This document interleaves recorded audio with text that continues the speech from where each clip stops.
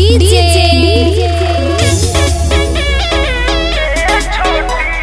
सूरज कुमार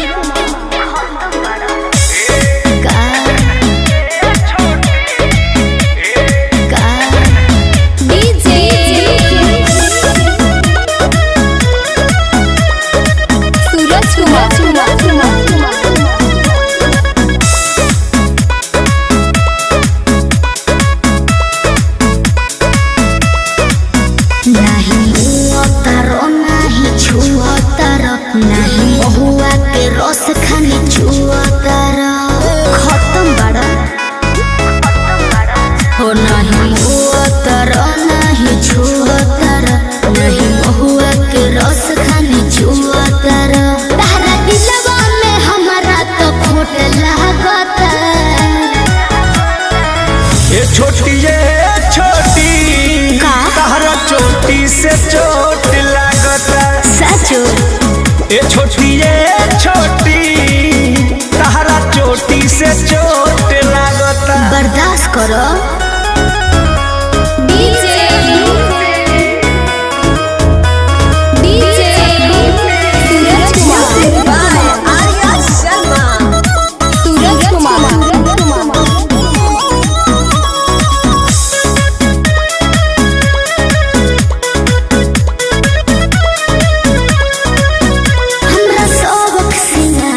बेकार करला कहियो टूट के ना हम पे परहार करला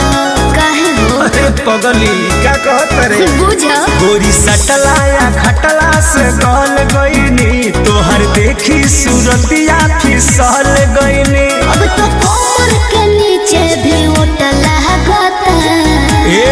का ये छोटी तारा चोटी से चोट लगता ये छोटी तारा चोटी से चोट लगता घाव को ये का देबू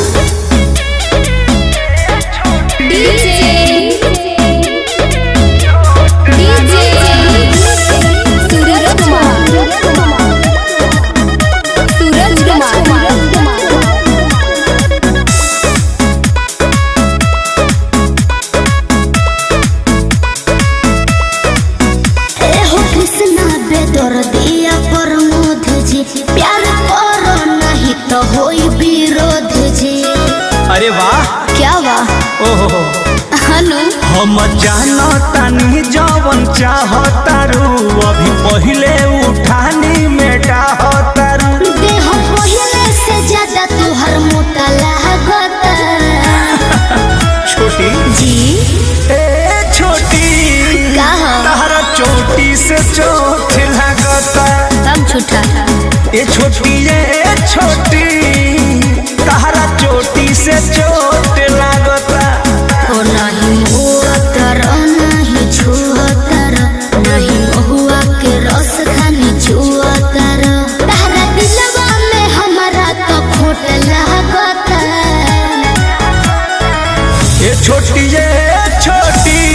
तारा चोटी से चोट लागता सचो ये छोटी तारा चोटी से चोट लागता जान ले